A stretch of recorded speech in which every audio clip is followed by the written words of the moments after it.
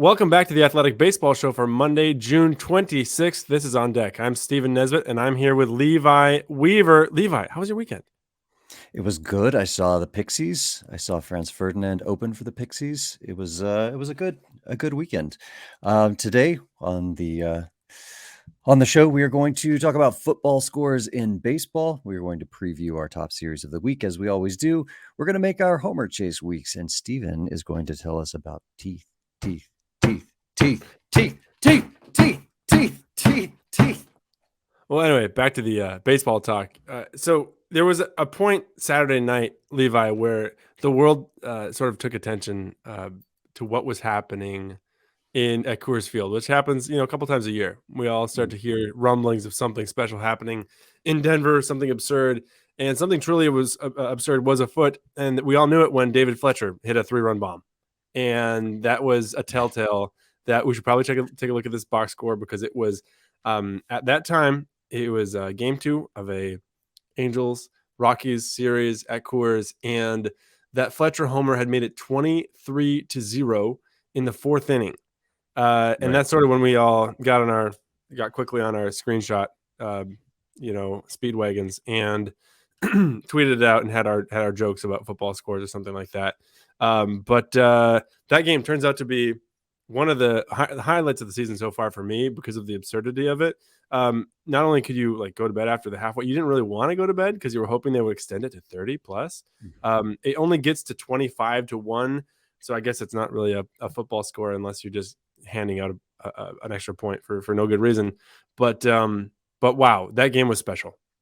Yeah, David Fletcher, who talked to Sam Blum, not 24 hours before, and basically said, I'm not even sure the Angels want me. And now our story has this edited. He was called up right after this. He went 4 for 6. I don't want to talk about Shohei Ohtani's game. I'm sure we will have to later. But yeah, it was I was sitting there at the show, actually at the Pixie show, and I just, I don't like to admit that I'll check baseball scores during a show, but sometimes, it's a song I don't know that well. My back hurts because I've been standing for 3 hours. I'm like, let's see what's going on in baseball. And I was like, oh man, MLB at bat made a mistake. There's no way it's 23-0. And then I look a little deeper and I'm like, holy crap, it's 23-0. And the wildest part of all this for me, not only was it like a reverse tungsten where Ohtani was 1 for 7 and the rest of the Angels actually, destroyed the Rockies, but for the first time, this is per Sarah Langs, I don't want to pretend that I did the research on this. For the first time since 1897, a team had a plus 20 run differential in a series and lost the series because the Rockies won the other 2 games of the series. So that's amazing. Angels. You mentioned Ohtani with the 1-hit game, 1 for 7. Every other player in that lineup who started the game had multiple hits. Taylor Ward, 2 hits and a walk. Mike Trout, 3 hits and a walk. Brandon Drury, 3 hits. Matt Tice, 3 hits and a walk. Hunter Renfroe, 5 hits and a walk. Eduardo Escobar, now a new face over there, 2 hits and a walk. Mickey Moniak, 5 hits. David Fletcher, 4 hits. That's like a week of games for Luis Arias right there. That's just a game log. Then we're lining that up 1 through 9 for the Angels in the sandwich game of a series that they lose. That ends up going to be kind of low scoring in the other 2. And then, literally 8 minutes after the last pitch, Robert Murray of Fansided breaks, by the way, the Angels have traded for Mike Moustakas of the Rockies. And of course, the jokes on Twitter were exquisite because it's, he defected, he escaped. It was a, hey, winner, if we beat you by 20, we get Moustakas. Can you imagine just the, I don't know, psychological feels like too heavy a word, but it is probably psychological what I'm talking about. You are on a team and that team is the Rockies. First of all, let's just start there. Then your team gets beat 25-1 and you come back in the clubhouse and somebody just stops. He's like, hey man, before you go in, we need to talk. You've been traded. Congrats on the win. To whom? Those guys. Head over that way tomorrow. Can you the next day, did he just walk in and be like, hey guys, great win for us last night, right? What, how do you? It's not even that. He walked in that night. He walked out of the home clubhouse. He walks into the visiting and just sits down yeah, this feels better. Yeah, this is nice. We did it. Best win of our lives, guys. Turns the music up a little bit louder. Yeah. There we go, guys. What a weird night. Yep. So it's time to talk about our top series of the week. This week, we're going to look at the Diamondbacks and Rays, two first place teams facing off. These teams are both, 6-5 in their last 11 games. MLB at Bat app has the thing where you can look at the last 10. They were both 5-5, and they both won on Sunday, which is when we're recording this. I got to say that for the first time all year, the Rays have looked, I don't want to say they've looked bad. They haven't looked bad. 6-5 in your last 11, you're winning baseball games. But they lost a couple of games to the A's. They lost a game to the Royals. They have been at least vincible in the last little while. And in the midst of all of this, you got Wander Franco, who's having a phenomenal year. He is the top position player in WAR, if you don't count Shohei Ohtani, who's a two-way player. He got benched, and his manager was pretty open about why. It was like he needs to be a better teammate. He needs to handle his frustrations better. Like, you don't generally hear managers say that about players, much less the best player on the team. And that's a little concerning. He takes 2 days off, and of course, his first at bat back, he hits a home run. So maybe everything's fine, but it's at least to the point now where it's worth kind of keeping an eye on. Like, are there cracks in the exterior? Is the engine starting to make some thumping sounds? Meanwhile, the best player on the Diamondbacks, Corbin Carroll, is just continuing to go absolutely sicko wild nuts. And, as Ken Rosenthal wrote, I think last week, like, he not only is he the favorite for the NL Rookie of the Year, he's starting to maybe try to gain a little traction for MVP as well.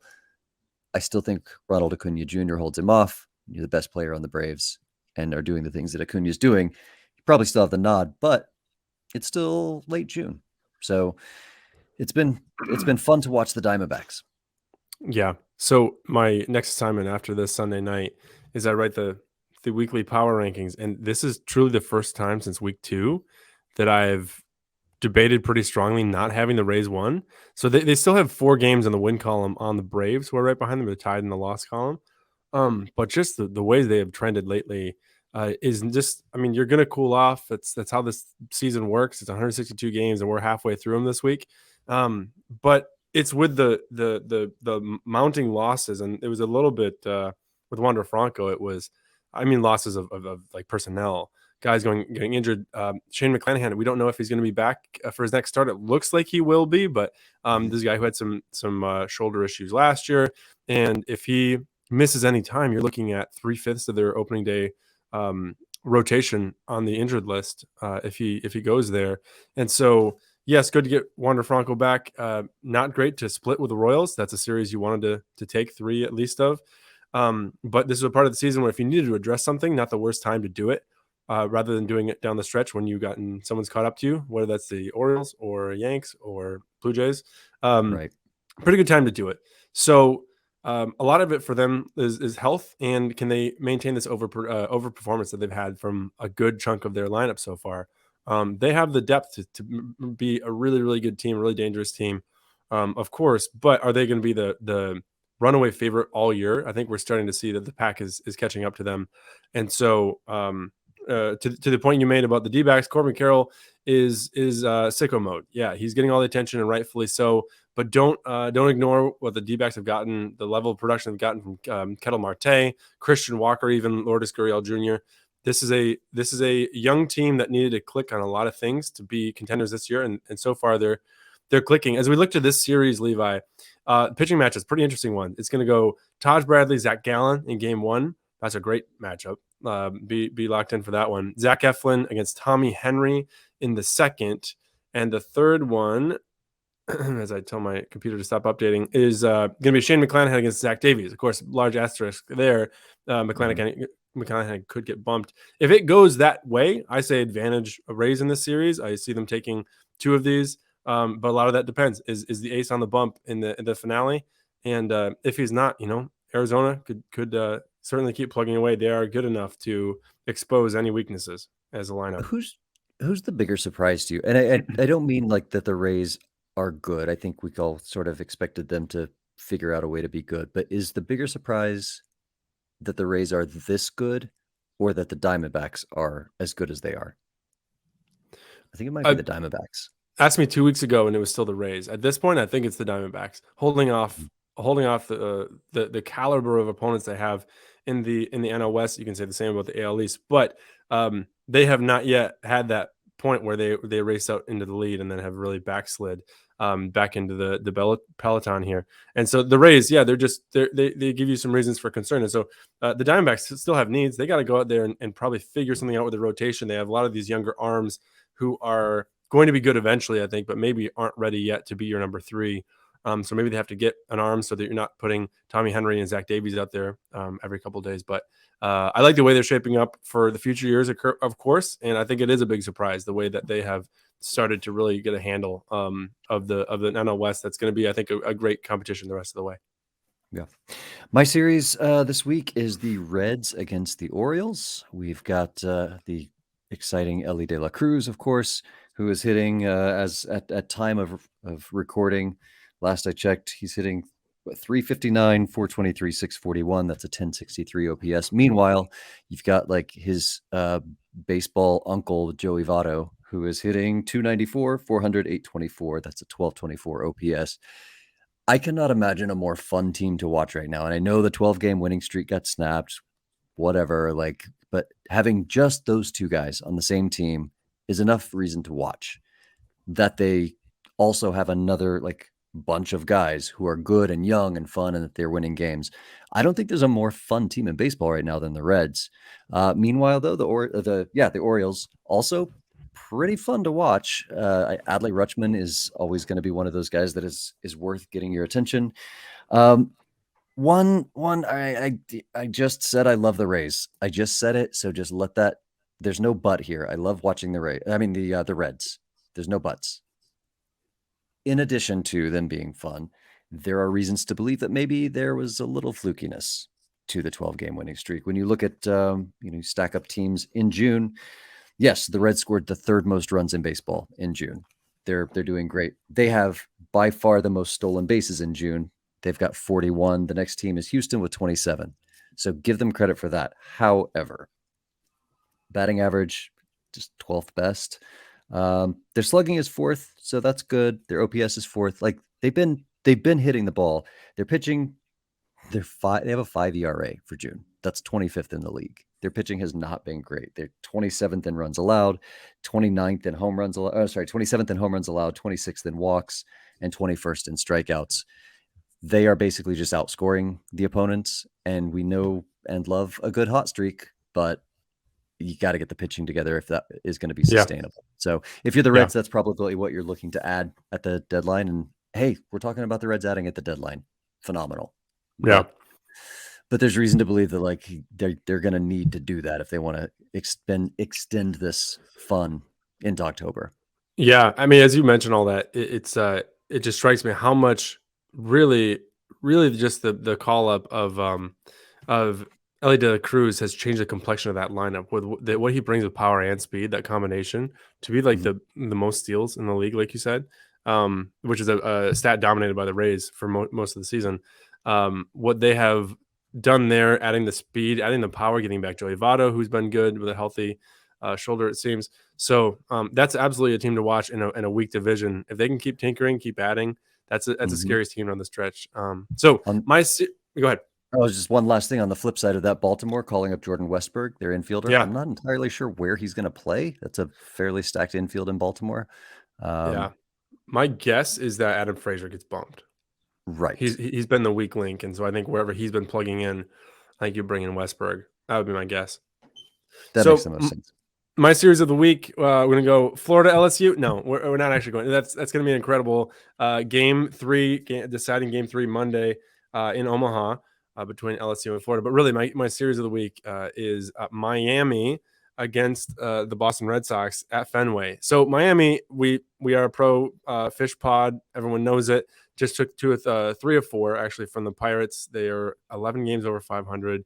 Yuri Perez was a stud again on Sunday. Stretched a scoreless streak to 21 games. He's got a 1.34 ERA. Innings, right? Yeah, sorry, innings. Okay. He's got a 1.34 ERA. He's 20 years old. This guy's been fantastic, and especially at a time when they aren't getting Cy Young stuff from Sandy Alcantara, who's still figuring things out, doesn't have some of the tools in the bag that he had in the past with the shift and things like that, and a no pitch clock. But you pair that happening on the pitching side with Luis Arias batting 400, 399 to be exact. Things are really working there. But this is an important series, I think. You go to Fenway against a team that is sitting at the bottom of the AL East, but can still do a lot of damage. Has a middle of the order that I think is still pretty formidable. In Justin Turner, Masataka Yoshida, Rafi Devers, Tristan Casas. That's a solid heart of the order there. And what worries me on the Red Sox front, as they are sitting a game over 500, they just lost 2 of 3 to the White Sox, is the rotation right now. It looks like James Paxton, Cutter Crawford, Garrett Whitlock, and Brian Bayo, who's been really good since the start of the year. But Tanner Houck got hit in the face. He's got a facial fracture. Don't know when he's going to be back. I don't know that we're ever going to feel really good about what the Red Sox have going in the rotation. So this series, it looks like Sandy Alcantara against Garrett Whitlock in game 1, Braxton Garrett against TBD in game 2, and Jesus Luzardo against Brian Bayo in game 3. So it should be a good one. But again, it feels like we're just waiting for the Marlins to stumble a little bit, and they just haven't done that. They continue to put the pressure on the Braves, who have been fantastic as well. And it's not just Eury Perez, who has been phenomenal, but Braxton Garrett, you mentioned his last Yep. outing. He struck out 13. He didn't walk anybody, gave up 1 earned run, 2 runs total in 7 innings. Brian Hoeing has been pretty great. Stephen Ogert has been, like, all these guys you don't really hear a lot about in the national media, but then you start looking up and down their pitching stat line, and you're like, they've got some guys. If Alcantara can finally just regain even like 80% of the mastery that he had last year, it's almost the opposite of the Reds, that they have the pitching to go out and win a lot of 1-0, 2-1 games. All right, Levi, you know what time it is. It is the time in the show when we head to the On Deck Arcade. We have a couple things to catch up on. First of all, every weekend we have the arms race. We pick a starting pitcher that goes over the weekend. We go head to head, and this, to mince no words, has been dominated by Levi Weaver. I'm 0-6 in this exercise, and let's check out what happened this weekend. Yusei Kikuchi you picked. And Yusei Kikuchi dealt against the Athletics on Sunday. 7 innings, 2 hits, 1 run that was earned on a home run, 2 walks, 8 strikeouts. That's a fantastic line. We don't have the game score 2.0 to really get the final answer here. But actually, it turns out by the time he delivered his first pitch, he'd already won. Michael Wacha had his start skipped as he is dealing with some shoulder fatigue. So my pick did not play. And as we said, as long as you write your name on the paper, you get 40 game score 2.0. He couldn't even get that far. So it is continues to be a drubbing, 7-0 for Levi. So that's where we are. And that's the only game we're playing. That's all the time we've got for. And moving on quickly to the Homer Chase. This is our cumulative game. We pick one hitter each week, and we get all their homers for the week. Add them to our cumulative total. I had Nolan Jones. I was picking on a guy going with the Rockies to Cincinnati for a series, and then Colorado was not someone who got in on that party for the 25-1 game. It was he was on the wrong side of that one, unfortunately, but he did get a homer in Cincinnati. So I got one. Shohei Ohtani also did not get on the party. I'm so sorry. That must have been brutal for you at the show to see that Shohei had not homered. How is it that he's the one guy? They were handing out home runs like sell shirts in Oakland, and he was just like, nah, no thanks, not me. I'm good.